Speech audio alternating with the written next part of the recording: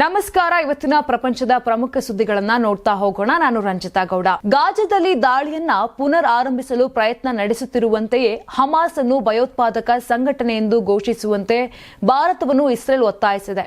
ಪಾಕಿಸ್ತಾನ ಮೂಲದ ಲಷ್ಕರ್ ಎ ತೊಯ್ಬಾ ಮತ್ತಿತರ ಇರಾನಿನ ಪ್ರಾಕ್ಸಿಗಳೊಂದಿಗೆ ಹಮಾಸ್ ಬೆಳೆಯುತ್ತಿರುವ ಸಂಬಂಧಗಳು ಭಾರತ ಮತ್ತು ಇಸ್ರೇಲ್ ಎರಡಕ್ಕೂ ಭದ್ರತಾ ಬೆದರಿಕೆಯನ್ನ ಉಂಟು ಮಾಡುತ್ತವೆ ಎಂಬುದನ್ನು ಉಲ್ಲೇಖಿಸಿ ಇಸ್ರೇಲ್ ಈ ರೀತಿಯ ಒತ್ತಡ ಹಾಕುತ್ತಿದೆ. ಇನ್ನು ಜೆರುಸಲೇಂನಲ್ಲಿ ಸುದ್ದಿಗಾರರೊಂದಿಗೆ ಮಾತನಾಡಿದ ಇಸ್ರೇಲ್ನ ವಿದೇಶಾಂಗ ಸಚಿವಾಲಯದ ಹಿರಿಯ ಅಧಿಕಾರಿಯೊಬ್ಬರು ಹಮಾಸ್ನಂತಹ ಸಂಘಟನೆಗಳನ್ನು ಭಯೋತ್ಪಾದಕ ಸಂಘಟನೆ ಎಂದು ಘೋಷಿಸಲು ಭಾರತವು ಶ್ರಮಿಸಬೇಕು ಎಂಬುದು ನಮ್ಮ ವಿನಂತಿಯಾಗಿದೆ ಎಂದರು. ಇಸ್ರೇಲ್ ಕೆಲವು ವರ್ಷಗಳ ಹಿಂದೆ ಎಲ್ಇಟಿಯನ್ನ ಭಯೋತ್ಪಾದಕ ಸಂಘಟನೆ ಎಂದು ಘೋಷಿಸಿತ್ತು. ಅದಕ್ಕೆ ಪ್ರತಿಯಾಗಿ ಭಾರತವು ಹಮಾಸ್ನನ್ನ ಭಯೋತ್ಪಾದಕ ಸಂಘಟನೆ ಎಂದು ಘೋಷಿಸಬೇಕು ಎಂದು ಬಯಸುತ್ತೇವೆ ಅಂತ ಹೇಳಿದ್ರು. ಇನ್ನು ಅಕ್ಟೋಬರ್ 7ರ ವಿನಾಶಕಾರಿ ದಾಳಿಯ ಒಂದು ತಿಂಗಳ ನಂತರ ಇಸ್ರೇಲ್ 2023ರಲ್ಲಿ ಎಲ್ಇಟಿಯನ್ನ ಭಯೋತ್ಪಾದಕ ಸಂಘಟನೆ ಎಂದು ಗೊತ್ತುಪಡಿಸಿತ್ತು. ಇಸ್ರೇಲಿ ರಕ್ಷಣಾ ಪಡೆಗಳು ಈ ಹಿಂದೆ ಹಮಾಸ್ ಅನ್ನು ನಿರ್ಬಂಧಿಸಲು ಭಾರತವನ್ನು ಒತ್ತಾಯಿಸಿದ್ದವು. ಇದೀಗ ಹಮಾಸ್ ಅನ್ನ ಭಯೋತ್ಪಾದಕ ಸಂಘಟನೆ ಎಂದು ಘೋಷಿಸುವಂತೆ ಒತ್ತಾಯಿಸಿದೆ. ಇದು ಕೇವಲ ಸ್ವತ್ತುಗಳನ್ನು ರಕ್ಷಿಸುವುದು ಅಥವಾ ಉಗ್ರರನ್ನು ಭಾರತಕ್ಕೆ ಪ್ರವೇಶಿಸುವುದನ್ನು ನಿಷೇಧಿಸುವುದು ಮಾತ್ರವಲ್ಲ, ಹಮಾಸ್ ಏನು ಮಾಡುತ್ತಿದೆ ಎಂಬುದನ್ನು ಸ್ಪಷ್ಟವಾಗಿ ನೋಡಲು ಮತ್ತು ಭಾರತದ ನೆಲದಲ್ಲಿ ಯಾವುದೇ ಉಗ್ರರ ಕೃತ್ಯಗಳ ನಡೆಯದಂತೆ ಮಾಡಲು ಇದು ಅಗತ್ಯವಾಗಿದೆ ಅಂತ ತಿಳಿಸಿದ್ರು. ಮಾರಕ ಘರ್ಷಣೆಗಳ ನಂತರ ಥೈಲ್ಯಾಂಡ್ ಕಾಂಬೋಡಿಯಾ ಗಡಿಯಲ್ಲಿ ವಾಯುದಾಳಿ ನಡೆಸಿದೆ. ಒಬ್ಬ ಥಾಯ್ ಸೈನಿಕ ಮತ್ತು 4 ಕಾಂಬೋಡಿಯನ್ ನಾಗರಿಕರ ಸಾವಿಗೆ ಆಗ್ನೇಯ ಏಷ್ಯಾದ ನೆರೆಹೊರೆಯವರು ಹೊಣೆ ಹೊತ್ತುಕೊಂಡಿದ್ದರಿಂದ ಥೈಲ್ಯಾಂಡ್ ಸೇನೆಯು ಕಾಂಬೋಡಿಯಾದೊಂದಿಗಿನ ತನ್ನ ವಿವಾದಿತ ಗಡಿಯಲ್ಲಿ ವಾಯುದಾಳಿಗಳನ್ನು ಪ್ರಾರಂಭಿಸಿದೆ.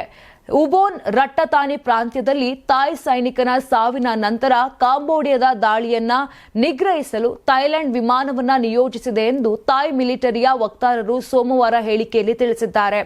ಇನ್ನು ಮೇಜರ್ ಜನರಲ್ ವಿಂತೈ ಸುವಾರಿ ಅವರ ಪ್ರಕಾರ ಕನಿಷ್ಠ 8 ಜನರು ಗಾಯಗೊಂಡಿದ್ದಾರೆ. ಬೆಳಗ್ಗೆ 5:05ರಿಂದ ಕಾಂಬೋಡಿಯನ್ ಸೈನಿಕರು ಸಣ್ಣ ಶಸ್ತ್ರಾಸ್ತ್ರಗಳು ಮತ್ತು ಆಯುಧಗಳಿಂದ ಗುಂಡು ಹಾರಿಸಿದ್ದಾರೆ ಎಂದು ತಾಯ್ ಅವರು ತಿಳಿಸಲಾಗಿದೆ. ಇನ್ನು ಬೆಳಗ್ಗೆ 7 ಗಂಟೆಗೆ ತನ್ನ ಸೈನಿಕನ ಸಾವಿನ ವರದಿಗಳು ಬಂದಿವೆ ಎಂದು ಹೇಳಿದೆ. ಅದ್ಯಾಗೋ ಕಾಂಬೋಡಿಯಾ ತಾಯ್ ಖಾತೆಯನ್ನ ವಿವಾದಿಸಿತು. ಫೇಸ್ಬುಕ್ನಲ್ಲಿ ನೀಡಿದ ಹೇಳಿಕೆಯಲ್ಲಿ ಕಾಂಬೋಡಿಯನ್ ಮಿಲಿಟರಿ ಸೋಮವಾರ ಸ್ಥಳೀಯ ಸಮಯ ಬೆಳಗ್ಗೆ 5 ಗಂಟೆಗೆ ಮೊದಲ ದಾಳಿಯನ್ನು ಪ್ರಾರಂಭಿಸಿತ್ತು ಅಂತ ತಾಯ್ ಪಡೆಗಳು ಹೇಳಿದೆ. ಇನ್ನು ಹಲವು ದಿನಗಳ ಪ್ರಚೋದನಕಾರಿ ಕ್ರಮಗಳ ನಂತರ ಈ ದಾಳಿ ನಡೆದಿದೆ ಮತ್ತು ಕಾಂಬೋಡಿಯನ್ ಪಡೆಗಳು ಯಾವುದೇ ಪ್ರತಿಕ್ರಿಯೆ ನೀಡಿಲ್ಲ ಎಂದು ಹೇಳಿದೆ. ಥಾಯ್ ದಾಳಿಯಲ್ಲಿ ಕನಿಷ್ಠ 4 ಕಾಂಬೋಡಿಯನ್ ನಾಗರಿಕರು ಸಾವನ್ನಪ್ಪಿದ್ದಾರೆ ಎಂದು ಕಾಂಬೋಡಿಯಾದ ಮಾಹಿತಿ ಸಚಿವ ತಿಳಿಸಿದ್ದಾರೆ. ಚೀನಾದ ಮಹಿಳೆಯೊಬ್ಬರು 11 ವರ್ಷದವಳಿದ್ದಾಗ ಭೂಕಂಪದ ಅವಶೇಷಗಳ ಕೆಳಗೆ ಸಿಲುಕಿ ತನ್ನನ್ನು ರಕ್ಷಣೆ ಮಾಡಿದಂತ ವ್ಯಕ್ತಿಯನ್ನ ಮದುವೆಯಾಗಿದ್ದಾರೆ. ಈ ರೀತಿಯಾಗಿ ಸೌತ್ ಚೀನಾ ಮಾರ್ನಿಂಗ್ ಪೋಸ್ಟ್ ವರದಿ ಮಾಡಿದೆ. ನವೆಂಬರ್ 29ರಂದು ಹುನಾನ್ ಪ್ರಾಂತ್ಯದ ಚಾಂಗ್ಯಾದಲ್ಲಿ ನಡೆದಂತ 5ನೇ ವಾರ್ಷಿಕ ಹಾನ್ ಶೈಲಿಯ ಸಾಮೂಹಿಕ ವಿವಾಹ ಸಮಾರಂಭದಲ್ಲಿ ಈ ದಂಪತಿಗಳ ಪುನರ್ ಮಿಲನ ಮತ್ತು ಪ್ರೇಮ ಕಥೆಯನ್ನು ಹೈಲೈಟ್ ಮಾಡಲಾಯಿತು. ಅಲ್ಲಿ 37 ಜೋಡಿಗಳು ಮದುವೆಯಾದರು. ವಧು ಲಿಯು ಕ್ಸಿಮೈ ಮತ್ತು ಆಕೆಯ ಪತಿ ಲಿಯಾಂಗ್ ಜಿಬಿನ್ ನಡುವಿನ ಸಂಬಂಧ 15 ವರ್ಷಗಳಿಗೂ ಹಿಂದಿನದು. 2008ರಲ್ಲಿ ವಿನಾಶಕಾರಿ ವೆಂಚುವಾನ್ ಭೂಕಂಪದ ಸಮಯದಲ್ಲಿ 22 ವರ್ಷದ ಸೈನಿಕ ಲಿಯಾಂಗ್ ಅವರನ್ನ ರಕ್ಷಣಾ ಕಾರ್ಯಾಚರಣೆಗಾಗಿ ನಿಯೋಜನೆ ಮಾಡಲಾಗಿತ್ತು.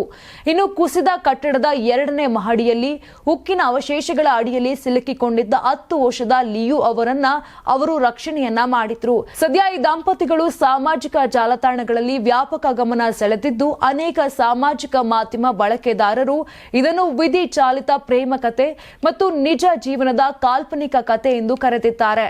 ಆಸ್ಟ್ರೇಲಿಯಾದ 2 ರಾಜ್ಯಗಳಲ್ಲಿ ಸುಮಾರು 40 ಮನೆಗಳನ್ನು ನಾಶಪಡಿಸಿದ ಬೆಂಕಿಯನ್ನು ನಂದಿಸುವಲ್ಲಿ ಅಗ್ನಿಶಾಮಕ ದಳದ ಸಿಬ್ಬಂದಿಯೊಬ್ಬರು ಸಾವನ್ನಪ್ಪಿದ್ದಾರೆ ಎಂದು ಅಧಿಕಾರಿಗಳು ಸೋಮವಾರ ತಿಳಿಸಿದ್ದಾರೆ.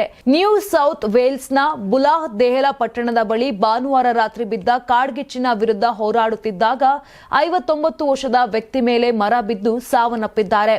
ಕಾಡ್ಗಿಚ್ಚು ವಾರಾಂತ್ಯದಲ್ಲಿ 3500 ಹೆಕ್ಟೇರ್ ಕಾಡುಗಳನ್ನು ಸುಟ್ಟು ಹಾಕಿ 4 ಮನೆಗಳನ್ನು ನಾಶಪಡಿಸಿದೆ ಎಂದು ಗ್ರಾಮೀಣ ಅಗ್ನಿಶಾಮಕ ಸೇವಾ ಆಯುಕ್ತರಾಗಿರುವಂತಹ ಟ್ರೆಂಟ್ ಕರ್ಟಿನ್ ಹೇಳಿದ್ದಾರೆ. ಆ ವ್ಯಕ್ತಿಯನ್ನು ಮತ್ತೆ ಬದುಕಿಸಲು ಸಾಧ್ಯವಾಗಲಿಲ್ಲ. ಅಗ್ನಿಶಾಮಕ ದಳದವರು ದಿನಗಳವರೆಗೆ ಆ ಬೆಂಕಿಯನ್ನು ನಂದಿಸಲು ಹೋರಾಡುವ ನಿರೀಕ್ಷೆ ಇದೆ ಎಂದು ಕರ್ಟಿನ್ ಹೇಳಿದ್ರು. ಇನ್ನು ಸೋಮವಾರ ನ್ಯೂ ಸೌತ್ ವೇಲ್ಸ್ನಾದ್ಯಂತ 52 ಕಾಡ್ಗಿಚ್ಚುಗಳು ಹುರಿಯುತ್ತಿದ್ದು 9 ನಿಯಂತ್ರಣ ತಪ್ಪಿವೆ. ಆ ರಾಜ್ಯದಲ್ಲಿ ವಾರಾಂತ್ಯದಲ್ಲಿ ಒಟ್ಟು 20 ಮನೆಗಳು ನಾಶವಾಗಿವೆ ಎಂದು ಕರ್ಟಿನ್ ಹೇಳಿದರು. ದ್ವೀಪ ರಾಜ್ಯವಾದ ಟ್ಯಾಸ್ಮೇನಿಯಾದಲ್ಲಿ ಡಾಲ್ಫಿನ್ ಸ್ಯಾಂಡ್ಸ್ನ ಕರಾವಳಿ ಸಮುದಾಯದಲ್ಲಿ ವಾರಾಂತ್ಯದಲ್ಲಿ ಸಂಭವಿಸಿದ ಕಾಡ್ಗಿಚ್ಚಿನಿಂದ 19 ಮನೆಗಳು ನಾಶವಾಗಿವೆ ಎಂದು ಸ್ಥಳೀಯ ಸರ್ಕಾರಿ ಅಧಿಕಾರಿ ಡಿಕ್ ಶಾ ಆಸ್ಟ್ರೇಲಿಯನ್ ಬ್ರಾಡ್ಕಾಸ್ಟಿಂಗ್ ಕಾರ್ಪ್ಗೆ ತಿಳಿಸಿದ್ದಾರೆ.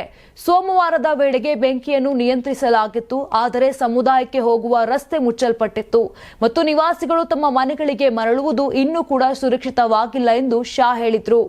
ಇಂಡೋನೇಷ್ಯಾದ ಸುಮಾತ್ರ ದ್ವೀಪದ ಪುನರ್ ನಿರ್ಮಾಣ ಮತ್ತು ಚೇತರಿಕೆಗಾಗಿ 51.82 ಟ್ರಿಲಿಯನ್ ರೂಪಾಯಿ ಹಣದ ಅಗತ್ಯವಿದೆ ಎಂದು ಹಿರಿಯ ಅಧಿಕಾರಿ ತಿಳಿಸಿದ್ದಾರೆ. ಸೋಮವಾರದ ವೇಳೆಗೆ ಚಂಡಮಾರುತದಿಂದ ಉಂಟಾದ ಪ್ರವಾಹ ಮತ್ತು ಭೂಕುಸಿತಗಳಿಂದ ಸಾವನ್ನಪ್ಪಿದವರ ಸಂಖ್ಯೆ 950ಕ್ಕೆ ತಲುಪಿದ್ದು, ಅಧಿಕೃತ ಅಂಕಿಅಂಶಗಳ ಪ್ರಕಾರ 274 ಜನರು ಇನ್ನೂ ಕೂಡ ಕಾಣೆಯಾಗಿದ್ದಾರೆ. ದಕ್ಷಿಣ ಥೈಲ್ಯಾಂಡ್ ಮತ್ತು ಮಲೇಷ್ಯಾದಲ್ಲಿಯೂ ಸಹ ಬಿರುಗಾಳಿಗಳು ಸುಮಾರು 200 ಜನರನ್ನ ಬಲಿ ತೆಗೆದುಕೊಂಡಿವೆ. ಇಂಡೋನೇಷ್ಯಾದ ವಿಪತ್ತು ತಗ್ಗಿಸುವಿಕೆಯ ಸಂಸ್ಥೆಯ ಮುಖ್ಯಸ್ಥ ಸುಹಾರ್ಯಾಂಟೋ ಏಜೆನ್ಸಿಯು ಎಷ್ಟು ಹಾನಿಯಾಗಿದೆ ಎಂದು ಲೆಕ್ಕಾಚಾರ ಮಾಡುತ್ತಿರುವುದರಿಂದ ಆಚೆ ಉತ್ತರ ಸುಮಾತ್ರ ಮತ್ತು ಪಶ್ಚಿಮ ಸುಮಾತ್ರ ಎಂಬ 3 ಪ್ರಾಂತ್ಯಗಳಲ್ಲಿ ಅಗತ್ಯವಿರುವ ಚೇತರಿಕೆ ನಿಧಿಗಳು ಇನ್ನೂ ಹೆಚ್ಚಾಗಬಹುದು ಎಂದು ಹೇಳಿದರು. ಇನ್ನು ಬಾಧಿತ 3 ಪ್ರಾಂತ್ಯಗಳಲ್ಲಿ ಆಚೆಗೆ ಹೆಚ್ಚಿನ ಹಣದ ಅಗತ್ಯವಿದೆ. ಇದು ಒಟ್ಟು 25.41 ಟ್ರಿಲಿಯನ್ ರೂಪಾಯಿಗಳಷ್ಟಿದೆ ಎಂದು ಸುಹಾರ್ಯಾಂಟೋ ಭಾನುವಾರ ತಡರಾತ್ರಿ ಆಚೆ ಪ್ರಾಂತ್ಯದಲ್ಲಿ ಅಧ್ಯಕ್ಷ ಪ್ರಭಾವೋ ಸುಬಿಯಾಂಟೋ ನೇತೃತ್ವದಲ್ಲಿ ನಡೆದಂತ ಕ್ಯಾಬಿನೆಟ್ ಸಭೆಯಲ್ಲಿ ಹೇಳಿದರು. ಉತ್ತರ ಸುಮಾತ್ರ ಮತ್ತು ಪಶ್ಚಿಮ ಸುಮಾತ್ರಗೆ ಕ್ರಮವಾಗಿ 12.88 ಟ್ರಿಲಿಯನ್ ಮತ್ತು 13.52 ಟ್ರಿಲಿಯನ್ ರೂಪಾಯಿಗಳು ಬೇಕಾಗುತ್ತವೆ ಎಂದು ಹೇಳಿದರು. ಉತ್ತರ ಸುಮಾತ್ರ ಮತ್ತು ಪಶ್ಚಿಮ ಸುಮಾತ್ರದ ಕೆಲವು ಪ್ರದೇಶಗಳಲ್ಲಿ ಪುನರ್ ನಿರ್ಮಾಣ ಪ್ರಕ್ರಿಯೆಯು ಶೀಘ್ರದಲ್ಲೇ ಪ್ರಾರಂಭವಾಗಲಿದ್ದು, ಅವು ತುಲನಾತ್ಮಕವಾಗಿ ಉತ್ತಮವಾಗಿ ಚೇತರಿಸಿಕೊಂಡಿವೆ ಅಂತ ಹೇಳಿದ್ರು. ನೋಡಿದ್ರಲ್ಲ, ಇದಿಷ್ಟು ಪ್ರಪಂಚದ ಪ್ರಮುಖ ಸುದ್ದಿಗಳಾಗಿತ್ತು. ನಾಳೆ ಮತ್ತೆ ಇದೇ ರೀತಿಯಾಗಿ ಪ್ರಪಂಚದಲ್ಲಿ ಏನೆಲ್ಲ ಆಗ್ತಾ ಇದೆ, ಏನೆಲ್ಲ ಬೆಳವಣಿಗೆಗಳಾಯಿತು, ಇದನ್ನೆಲ್ಲವನ್ನ ಕೂಡ ಹೇಳ್ತಾ ಹೋಗ್ತೀನಿ. ನೋಡ್ತಾ ಇರಿ ಕರ್ನಾಟಕ ಟಿವಿಯ ಸ್ಪೆಷಲ್ ಆಗಿರುವಂತಹ ಪ್ರಪಂಚದ ಪ್ರಮುಖ ಸುದ್ದಿಗಳು.